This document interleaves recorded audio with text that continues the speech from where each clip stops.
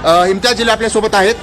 Sir काय सांगाल, तुम्ही जे आहेत आता हैदराबादला निघालेले आहात, हैदराबादला निघताय आणि महत्त्वाचं म्हणजे एकीकडे शक्ती प्रदर्शन करताय तुम्ही, हे भलं मोठं शक्ती प्रदर्शन असणार आहे।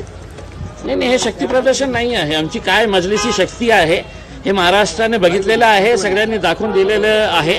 आम्ही फक्त आमचा धन्यवाद देण्यासाठी हैदराबादला चाललेले आहे, असदुद्दीन अवैसी साहेब आणि अकबरुद्दीन अवैसी साहेबांना धन्यवाद करण्यासाठी। आणि आज हैदराबादमध्ये दारुसलाम डे सेलिब्रेट होत आहे आणि पूर्ण महाराष्ट्रामध्ये असे चित्र तुम्हाला दिसणार आहे। आज दिवस आपण पाहतोय इम्तियाज जलील जे आहे ते पूर्ण ताफा घेऊन जे आहे ते निघालेले आहेत। आता ही त्यांची जी रॅली आहे, शक्ती प्रदर्शन जे आहे ते केलं जात आहे आणि छत्रपती संभाजीनगरातून हे सर्व वाहने जे आहेत ते निघालेले आहेत। मात्र महत्त्वाचं म्हणजे प्रत्येक गाडीवर जो आहे त्यांनी हिरवा ध्वज, त्यांच्या पक्षाचा ध्वज आहे तो लावण्याचा प्रयत्न केलाय, तिरंगा लावण्याचा प्रयत्न केलाय।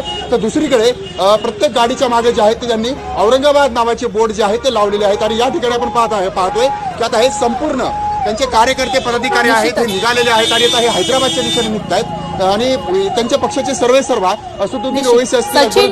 सचिन, आपण पाहतोय दृश्य, इम्तियाज जलील यांच्या ताफ्यावर हिरवे झेंडे तर आहेतच, मात्र आपल्या भारताचा झेंडा देखील आपल्याला पाहायला मिळतोय।